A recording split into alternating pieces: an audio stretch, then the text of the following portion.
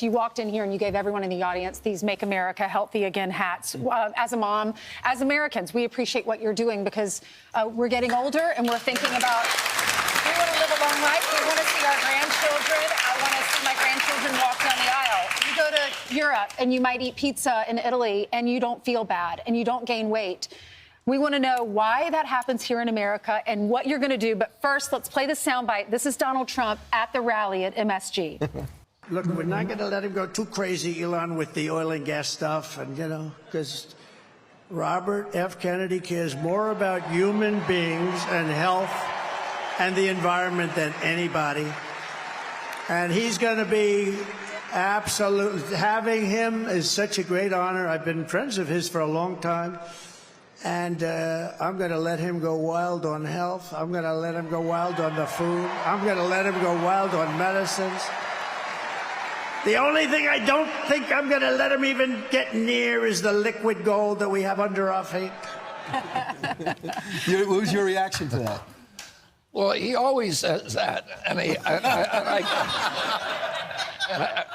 I get it. But you know what he's right is, we have the sickest children in the world right now. There's nobody in the world that has that. When I was a kid, the autism rate among American children and in 70-year-old men today, in my generation, is 1 in 10,000.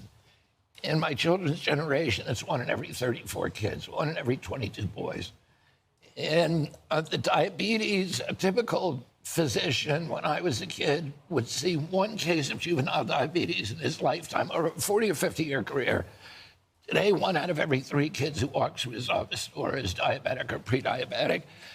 And it's costing us $4.3 trillion a year. It costs we paid zero for chronic disease when my uncle was president. Today, it's the biggest expense, 5 times our military budget.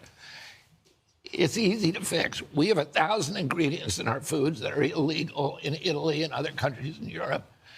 And the reason for that is corruption.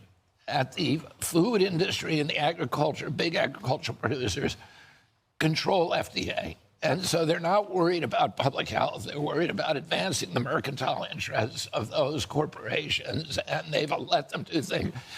You know, the companies, the big cereal companies, make 2 kinds of cereals. Like Fruit Loops in our country is just loaded with chemicals and food dyes that are carcinogenic, that they're going to cause ADHD in your kids.